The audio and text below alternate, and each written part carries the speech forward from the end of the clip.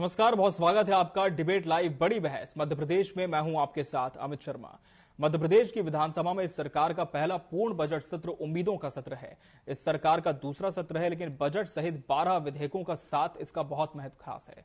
सत्ता पक्ष ने सत्र में हर तरह की सार्थक चर्चा सामना करने का दम दिखाया है, तो विपक्ष ने भी संसदीय मानदंडों का ख्याल रखने की बात कही है। हालांकि सत्र की शुरुआत ही हंगामेदार तकरार और आरोप प्रत्यारोपों से हुई। देखिए इस रिपोर्ट में।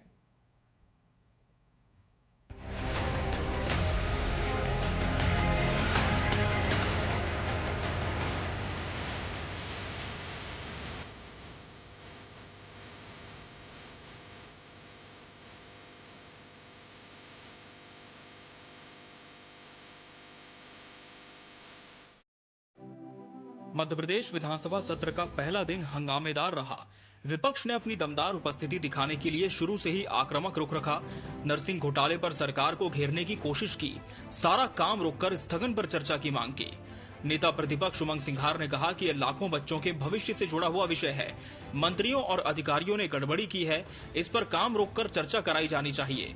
वहीं सरकार की ओर से संसदीय कार्य मंत्री कैलाश विजयवर्गीय ने कहा कि ये नियम है कि जो विषय न्यायालय के समक्ष विचाराधीन होता है उस पर सदन में चर्चा नहीं कराई जाती। विपक्ष अपनी मांग पर अड़ा रहा और सभी सदस्यों ने एक साथ खड़े होकर स्थगन प्रस्ताव स्वीकार करने की मांग उठाई। देखिए, 6 महीने हो गए सरकार को। सरकार इतने सालों से जो शिवराज सरकार के समय घोटाले चल रहे, मोहन सरकार के समय जो घोटाले चल रहे, और जो सरकार के घोषणा पत्र में जिससे सरकार बन के आई, इस पे सरकार बात नहीं करना चाहती। मोहन यादव जी वापस लगता है कि उज्जैन नहीं पहुंच जाए, उज्जैन की बात नहीं करे। 2 सत्र में तो उन्होंने उज्जैन की बात करी।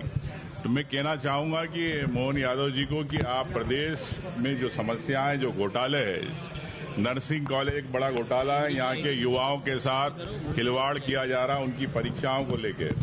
तो मैं कहना चाहता हूं कि जो कल्प्रेट है, जो बड़े दोषी है, चाहे विश्वास सारंग हो, चाहे महेंद्र गुप्ता भगोड़ा हो गया, मुझे मालूम पड़ा गायब कर दिया उसे विश्वास सारंग ने, तो ऐसे लोगों पर सरकार की जांच होना चाहिए। विधानसभा सत्र की शुरुआत से पहले कांग्रेस विधायकों ने गांधी प्रतिमा के सामने प्रदर्शन किया।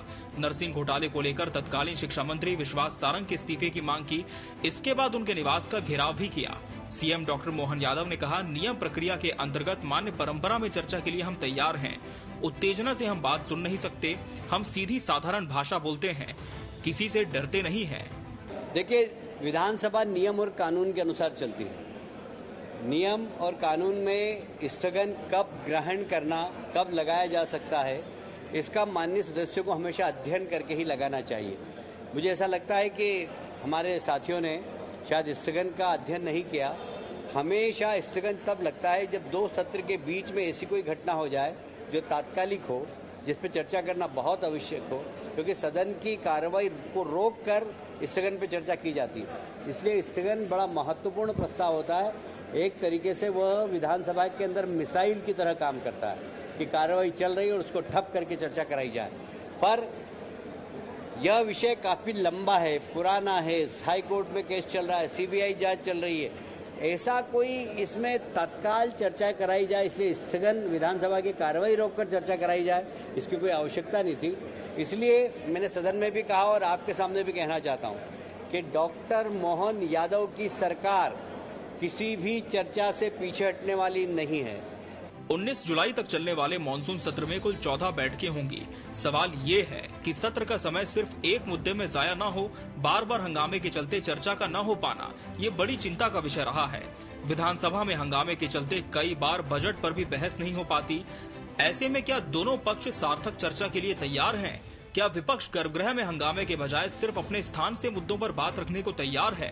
नए कार्यकाल में दोनों पक्ष सदन को लोकतांत्रिक परंपराओं और मर्यादा की मिसाल बनाने के लिए कितने संकल्पित हैं, ये भी देखने वाली बात होगी। Bureau report, TV 24 news.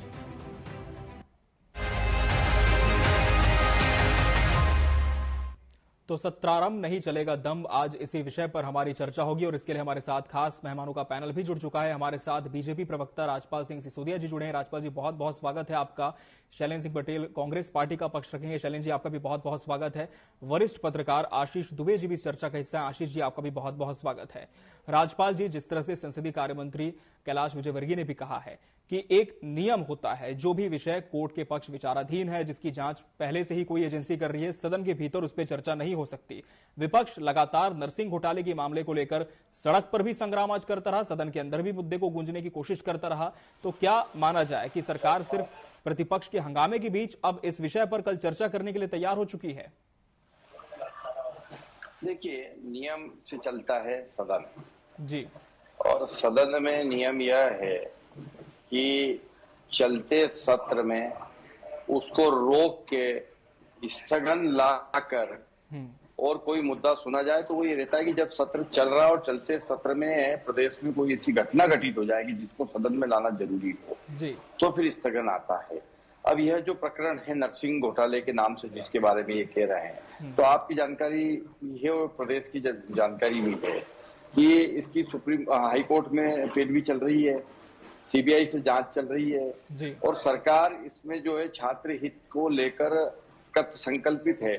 आरोपियों को सख्त से सख्त सजा मिले, इस दिशा में सरकार का रवैया स्पष्ट है। ऐसे में स्थगन प्रस्ताव लाना ये नियम विपरीत होने की वजह से सदन में नहीं आ सका। चर्चा के लिए जहां तक बात है, तो मेरी जानकारी में यह आया है कि उसके बाद में कांग्रेस के नेता और सदन के नेता प्रतिपक्ष और उनकी पूरी टीम विधानसभा अध्यक्ष जी के साथ में चर्चा की है और चर्चा के बाद में कहीं न कहीं इस विषय के ऊपर सदन में चर्चा पे सहमति बनी है, परंतु स्थगन प्रस्ताव के ऊपर सहमति इसलिए नहीं बनी कि वह नियम विरुद्ध बात होने की वजह से ये हो पाया है। निश्चित तौर पर मध्य प्रदेश की सरकार और विशेष करके मध्य प्रदेश की विधानसभा नियम के साथ में काम करते हुए छात्रों के हित को सर्वोपरि रखते हुए इस पूरे विषय की गंभीरता से जांच कर रही है और जांच सीबीआई के स्तर पर भी चल रही है। ऐसे में कांग्रेस का सिर्फ अपनी वाहवाही लेने के लिए या कांग्रेस का सिर्फ जो है अपने आप को हंगामा खड़ा करने के उद्देश्य से जो कार्रवाई की गई है, ये कार्रवाई निंदनीय है। मैं कांग्रेस को कहना चाहता हूं कि सदन के एक एक मिनट चलाने पर लाखों रुपए खर्च होते हैं और वह मध्य प्रदेश की जनता की गाढ़े पसीने की कमाई होती है, उसको इस तरीके से सदन में हंगामा करके व्यर्थ करना, मैं समझता हूं कि मध्य प्रदेश की जनता के साथ में आपके द्वारा किया हुआ अन्याय है। आप सदन में जब अवसर आप माननीय विधायक के रूप में जनप्रतिनिधि के रूप में जो अधिकार आपको प्राप्त है, विपक्ष के रूप में जो अधिकार प्राप्त है, उसका विधि सम्मत आप पालन करें, ऐसी अपील करते हुए मैं कहना चाहता हूं कि जनता भी इस प्रकार के हंगामे को पसंद नहीं करती है। मैं उदाहरण देना चाहता हूं, मैं आऊंगा फिर से राजपाल जी, मैं फिर से आऊंगा, आगे इस पर भी हम चर्चा करेंगे। शैलेंद्र जी से पहले मैं जवाब ले लेता हूं। शैलेंद्र जी, क्या प्रतिपक्ष केवल सदन का व्यर्थ जाया कर रहा है और क्यों आपको लगता है कि सरकार एक अहम विषय पर चर्चा से भाग रही है, बच रही है? जाया कहां हुआ अमित जी, आप बताइए जी। मांग की और स्थगन के मांग के बाद कल चर्चा हो रही है और विपक्ष यही चाहता था कि चर्चा हो और चर्चा करने के लिए सारे मुद्दे उठाए, बातचीत की, उसका रास्ता निकला। अगर बैठे रहते, अगर उसकी मांग नहीं करते तो क्या उस विषय पर चर्चा होती? सरकार की इच्छा तो नहीं थी, लेकिन जब विपक्ष ने एकजुटता से इस बात को रखी, दमदारी से रखी, तथ्यों पे रखी, जब तो कल चर्चा हो रही है।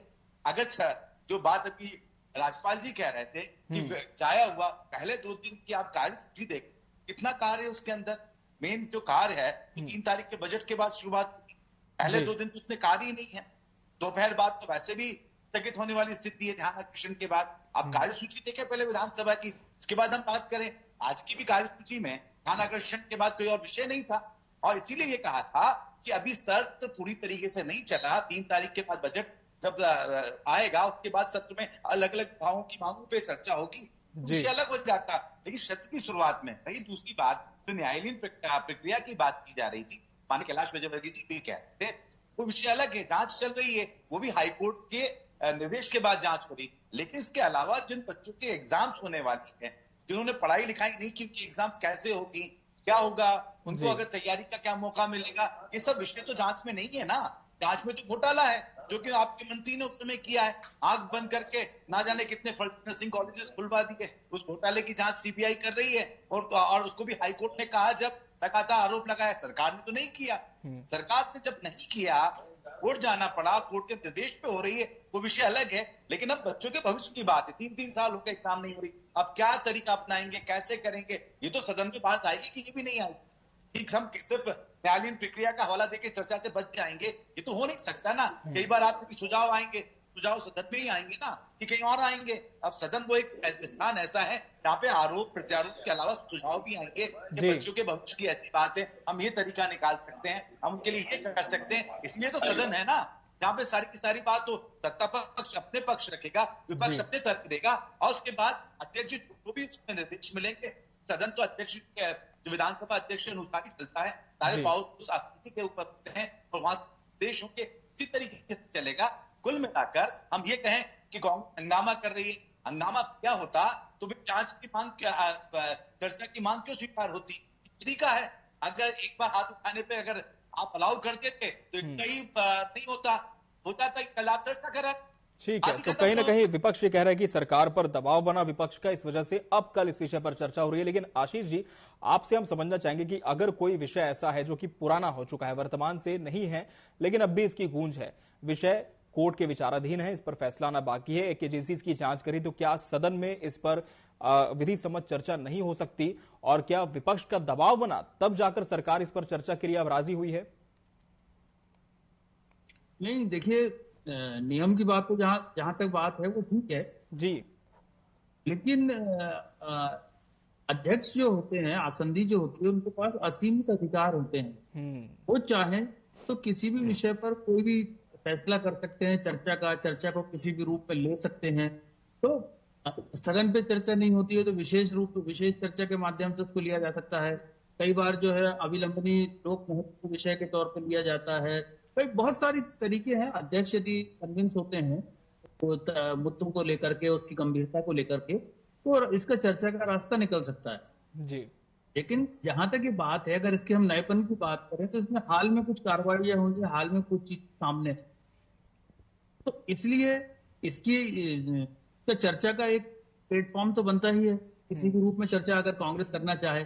लेकिन कांग्रेस पर भी निर्भर होगा कि जब कांग्रेस इस चर्चा को करेगी, यदि उस कल अलाउड होता है उनकी चर्चा, तो फिर वो उतनी तथ्यात्मक चर्चा, उतनी गंभीर चर्चा और ऐसी चर्चा होनी चाहिए जिसमें कांग्रेस जो कहना चाह रही है, जो सदन के बाहर अभी तक कहती रही है, उन चीजों को स्टेब्लिश करे, उन चीजों को सामने लाए और उसका एक व्यापक हित जो है वो वहां पर उसको साबित करे। तो ये कांग्रेस चर्चा चाह रही है और चर्चा की अनुमति मिल गई तो ये जीत इस तौर पे नहीं देखी जाएगी मेरे नजरिए से। कांग्रेस कितनी गंभीरता से उस चीज को उठा पाएगी, कितने तथ्य और नई चीजें सामने ला पाएगी कि सरकार आगे, यदि वो घोटाला है और इतना बड़ा है तो आगे सरकार कार्रवाई के लिए बाध्य हो। मुझे लगता है कांग्रेस की असली जीत ये होगी, चर्चा के बाद क्या उसका आउटकम निकलता है वो असली उसका निष्कर्ष होगा, वो असली उसका जय विजय का जो कहना चाहिए वो वहां से फैसला होगा। बिल्कुल, तो कांग्रेस किस तरह से इस विषय को उठा पाती है कल ये भी देखना होगा। लेकिन राजपाल जी, क्या मानते हैं कि इतना हंगामा हुआ सड़क से लेकर सदन तक, क्या इसी वजह से दबाव में सरकार आई जैसा कि प्रतिपक्ष कह रहा है? नहीं, देखिए, सरकार तो नियम के अनुसार काम करती है जी। सदन नियम से चलता है, सदन चलने की एक प्रक्रिया है, प्रक्रिया के तहत चलेगा। आपकी जो मांग मानने जैसी थी वो विधानसभा अध्यक्ष ने तत्काल मानने का काम किया। जो मांग मान ही नहीं सकते थे, जो कानून प्रक्रिया में, विधायी प्रक्रिया में नहीं आ रही थी, वो नहीं मानी गई। तो मैं यही कह रहा था कि जनता हंगामा पसंद नहीं करती है। जनता पसंद करती है कि भाई उसका जनप्रतिनिधि तथ्यों के साथ में सदन में अपनी बात रखे। तो कल जब हम अवसर देंगे कांग्रेस को, हम मतलब विधानसभा अध्यक्ष, और हम इनके पूछे हुए प्रश्नों का सरकार के नाते जब जवाब देंगे भारतीय जनता पार्टी की सरकार, तो उन जवाब की गंभीरता को सुनना चाहिए और प्रश्न भी और विशेष करके आरोप भी तथ्यों के साथ लगाना चाहिए। अनर्गल कुछ भी बात करेंगे, उल्टी से भी कुछ भी बात करेंगे तो स्वाभाविक है कि सदन की कार्रवाई इसके रिकॉर्ड से वो चीजें नहीं आएगी बिना तथ्यों की। लेकिन क्यों आपको लगता है कि विपक्ष अनर्गल बात करेगा? क्या आपको लगता है कि तथ्यों पर विपक्ष चर्चा नहीं करता? कोई तथ्य है तो वो प्रस्तुत करे कल सदन में। परंतु देखना आप, हम दोनों फिर कल शाम को बैठ सकते हैं डिबेट पे। कांग्रेस के पास कुछ भी नहीं है, सिर्फ हंगामा खड़ा कर देना इनका मकसद है और वही ये करेंगे कल भी। आप देखना, मैं आपको कह रहा हूँ, इसलिए कह रहा हूं कि वास्तविक में इस पूरे मामले की जांच तथ्यों के आधार पर चल रही है, और जब जांच तथ्यों के आधार पर चल रही है, कोर्ट में मामला सब जुडिस है, तो ऐसे में अब ये इनके पास जो चीजें है वो ला के रखे, ये सदन में इनको अवसर भी मिलेगा, पर ये कुछ भी नहीं रख पाएंगे, इतनी रख पाएंगे कि ये सिर्फ हंगामा करने की बात कर रहे हैं। शैलेंद्र जी, क्या सिर्फ हंगामा करने के लिए ही विपक्ष का ध्येय है? कोशिश ये नहीं कि सूरत बदलनी चाहिए? देखिए, राज्यपाल जी जो कह रहे हैं, ऐसा लगता है कि वो भविष्यवक्ता हो गए हैं। कल जो सदन में होगा उसकी भविष्यवाणी वो आज ही कर रहे हैं। खैर कोई बात नहीं, उन्होंने की बात की, कल हम विधानसभा अध्यक्ष किसी पार्टी का नहीं होता है। जी, आऊंगा राज्यपाल जी, फिर आपका जवाब लूंगा मैं। होते हैं सदन जी, निश्चित रहे, मैं फिर से आपसे जवाब लूंगा। जी, अनुभव के आधार पर कह रहे हैं कि विपक्ष हमेशा ऐसे तथ्य पेश करता है जो तथ्यहीन होते हैं। ऐसा लगता है कि सरकार उनके ऊपर दबाव बनाकर शायद कहीं न कहीं उनसे कुछ और करवाना चाहती है, जो कि नहीं हो पाएगा। राज्यपाल जी, इस तरह की बातों से अपन बचते। मैं ये कहना चाहता हूँ कि कल आप सदन की कार्रवाई में सामने सारे तथ्य आएंगे, सारी बातें बाहर आएंगी, रिपोर्ट वहां रहेंगे, सारा निकल कर आएगा, क्या तथ्य रखे क्या नहीं रखे। आज मैं कहूंगा कि ये तथ्य रखेंगे या राज्यपाल कहेंगे ये तथ्य नहीं रखे, ये तो आज भविष्यवाणी वाली बात हो गई ना। निश्चित रूप से गंभीरता नहीं होती तो मांग क्यों रखी जाती, इस घोटाले की बातचीत की। लेकिन जब ये काला इस तरीके से लगातार छात्र परेशान, लगातार आंदोलन भी उन्होंने किए हैं, तो उसमें सदन में चर्चा होनी चाहिए, और उसी चर्चा के लिए सदन एक अवसर होता है जहां पे अवसर मिलता है, एक स्थान होता है। कल तो सारे के सारे तथ्य रखे जाएंगे और उसके ऊपर जो भी निर्णय अध्यक्ष देंगे, जैसा कि अभी हाल दुबे जी ने कहा कि सारे अधिकार उनके पास सुरक्षित होते हैं। बिल्कुल जी, संसद उस विधानसभा के एक तरीके संरक्षक भी होते हैं, और निश्चित रूप से इस प्रदेश की जो है रक्षा करेंगे, और जो हमारे युवा साथी हैं, नर्सिंग कॉलेज के जो विद्यार्थी हैं, उनके हितों का ख्याल रखा जाएगा, उनके साथ न्याय होगा। राज्यपाल जी, क्या इस बार जो अनुभव है वो गलत साबित हो सकता है? क्योंकि विपक्ष तो कह रहा है कि हम तो तथ्यों के साथ तैयार हैं, फैक्ट्स पे ही बात करेंगे सदन में। निश्चित तौर पर फैक्ट्स पे ही बात करना चाहिए। सदन होता ही तथ्य रखने के लिए जी, सदन तथ्य पे ही चलता, कथ्य पे नहीं चलता। ये नैरेटिव सेट करने का काम कर रहा है। जिस प्रकार से कांग्रेस एक नैरेटिव लाकर देश भर के अंदर बात करने का काम कर रहा है ना, नैरेटिव सेट करने का सदन जो है प्लेटफॉर्म नहीं है। वास्तविक में सदन प्लेटफॉर्म है अपने विपक्ष के माध्यम से न्याय संगत बात रखने का। वास्तविक में जो है सदन इस बात का प्लेटफॉर्म है कि आप कानून सम्मत आकर अपनी बात रखें, तथ्यों के साथ रखें, प्रमाणों के साथ रखें, और बात चर्चा को आगे बढ़ाएं। मैं समझता हूँ तो सार्थकता होगी, परंतु उस दिशा में अगर ये बढ़ेंगे जब तो ना, इनके पास होगा कुछ तो बताएंगे ना। मुझे नहीं लगता कि कांग्रेस के पास कुछ है। आप देखिएगा कल यही स्थिति बनेगी, आप हमको देखिए। शैलेंद्र जी, क्या सिर्फ नर्सिंग घोटाले का ही विषय इस बार विपक्ष पूरे सदन में उठाने वाला है? क्या सिर्फ एक ही विषय होगा जिसे लेकर विपक्ष आक्रामक होगा? देखिए, सिर्फ नर्सिंग घोटाला ही मामला नहीं है, लेकिन क्योंकि वो मुद्दा ऐसा था जो छात्रों के हित में परीक्षा की तारीख की घोषणा सरकार ने कर दी है, इसलिए उसके बारे में चर्चा होना बहुत जरूरी था, इसीलिए मुद्दा अभी उठाया है। जैसे बजट आएगा उसके बाद विभिन्न मांगों पे चर्चा की जाएगी, कंप्लीट बजट के ऊपर चर्चा की जाएगी। इसमें सबसे बड़ा एक मुद्दा जो लगातार बढ़ता हुआ कर्ज है वो है, और जो घोषणाएं भारतीय जनता पार्टी ने इस चुनाव के पहले की थी, मोदी जी के नाम पे गारंटियां दी थी कि 2700 रुपए कुंटल गेहूं खरीदेंगे, 3100 रुपए कुंटल धान खरीदेंगे, लाडली बहनों को 3000 रुपए देंगे, ऐसी तमाम मांगे जो उन्होंने जनता के साथ की थी, आज वो पूरी नहीं हो रही है। देखने की छलावा है कि आप जिस बात को कहकर सरकार बनाते हैं, आपका मानना है कि लाडली बहनों ने आपकी सरकार बनाई है या किसानों ने आपकी सरकार बनाई है, तो आप उनके साथ न्याय कीजिए, क्योंकि आपने सरकार बन गई, लोगों ने वोट दे दिए। लेकिन जो वादे आपने किए हैं उन वादों को पूरा कीजिए, और सदन एक ऐसा स्थान है जहां पर वो वादे याद दिलाकर आज प्रदेश की जनता के साथ न्याय दिलाने का स्थान है। कांग्रेस पार्टी पुरजोर तरीके से वो कदम उठाएंगे, वो मांगे रखेगी। बढ़ता हुए जो अपराध है, लगातार अपराध बढ़ रहे हैं, इसके ऊपर भी हम सदन में चर्चा करेंगे। बहुत सारी ऐसी घटनाएं पिछले 6 महीने के अंदर हुई है, सबके बारे में भी चर्चा हो, अन्य विभिन्न मुद्दे हैं सबके ऊपर जैसा जैसा तो सारे मुद्दों पर चर्चा करने के लिए कांग्रेस तैयार है सरकार को घेरने के लिए। आशीष जी, क्या लगता है आपको? हर बार हम यही देखते हैं कि जब ये मुद्दों पर चर्चा होती है, पता नहीं कैसे एकाएक वो जो मुद्दे होते हैं वो हंगामे में तब्दील हो जाते हैं, कार्रवाइयां स्थगित हो जाती है, और जो जनता के विषय हैं उन पर बात नहीं हो पाती। तो इस बार दोनों पक्षों से क्या उम्मीद की जा सकती है? एक सार्थक चर्चा की, एक सार्थक बहस की, जिसका कोई नतीजा हो? देखिए, उम्मीद का तो कोई और नहीं है। उम्मीद तो हमेशा होती है कि बहुत सकारात्मक रूप से चर्चा हो, सौहार्दपूर्ण चर्चा हो। जी, देखिए, जो रिजल्ट आना था 6 महीने पहले वो आ चुका है, और अब ये अगले मुझे लगता है 4 साल तक तो कम से कम सारा सौहार्द बना रहना चाहिए, समन्वय बना रहना चाहिए, इसलिए क्योंकि वो प्रदेश के लाभ जो एक व्यापक हित में कुछ हो।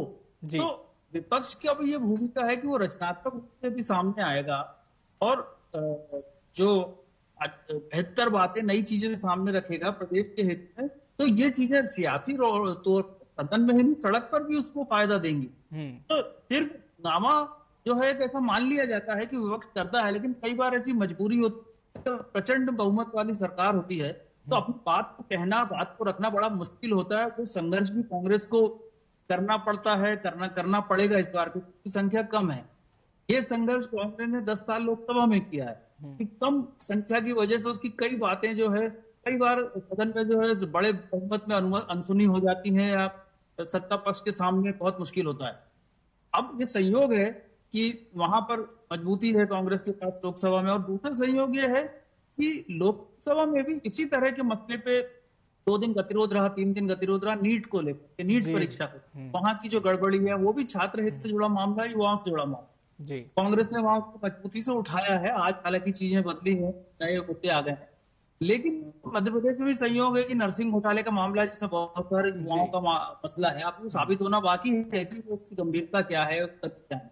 लेकिन इन दोनों मुद्दों पर ये संयोग कांग्रेस के लिए है, तो ये सरकार के लिए भी जरूरी है कि सरकार अगर युवाओं के और इन सब चीजों के लिए प्रतिबद्ध है, जैसा सरकार अक्सर कहती है, उनकी योजनाएं भी चलती है इस तरह की, तो इस पर दोनों पक्षों को बैठकर एक रचनात्मक बहस का प्लेटफॉर्म तैयार करना चाहिए। मध्य प्रदेश की बात में कर, तो इससे कोई अच्छी चीज निकल सकती है, एक अच्छा संदेश भी जा सकता है, क्योंकि ये मामला सिर्फ दलगत रूप से नहीं है, क्योंकि जो छात्र हैं जो सफर कर रहे हैं वो कई तबके के हैं, कई वर्ग के हैं और कई तरह की परिस्थिति। तो अब जबकि चुनावी चुनौतियां दूर हो चुकी हैं और इस तरह का कोई मसला सामने आ रहा है, तो ये बहुत अच्छा हो सकता है कि पक्ष और विपक्ष दोनों बैठ समाधान के लिए आगे बढ़े, और यदि कोई उसमें दोषी है, कुछ है, तो उस तरह के प्रावधान लागू करें कि आगे ऐसा ना हो। तो ये एक मौका पक्ष के लिए तो है ही कि वो विपक्ष से सुझाव लेके, विपक्ष के तथ्य लेकर आगे कोई नया अच्छा रोड मैप बना ले परीक्षाओं की स्थिति के लिए। और विपक्ष के लिए, कांग्रेस के लिए भी मौका है कि वो अपनी सार्थकता को, रचनात्मकता को साबित करते। बिल्कुल, क्योंकि सरकार तो पहले आज कह चुकी है कि हमारी सरकार किसी से डरने वाली नहीं है, हम किसी भी बहस से भागने वाले नहीं है। लेकिन फिलहाल देखना होगा कि कल जब इस विषय को प्रतिपक्ष उठाता है सदन में, तब किस तरह का जवाब सरकार की ओर से आता है और कितनी सार्थक चर्चा जनता से जुड़े, छात्रों से जुड़े विषयों पर हो पाती है। बहरहाल, आप सभी मेहमानों का बहुत बहुत शुक्रिया हमसे इस चर्चा में जुड़ने के लिए और इसका हिस्सा बनने के लिए आपका बहुत धन्यवाद। इसी के साथ बड़ी बहस डिबेट लाइव मध्य प्रदेश में आज के लिए फिलहाल इतना ही। मुझे और मेरी पूरी टीम को दीजिए इजाजत। नमस्कार।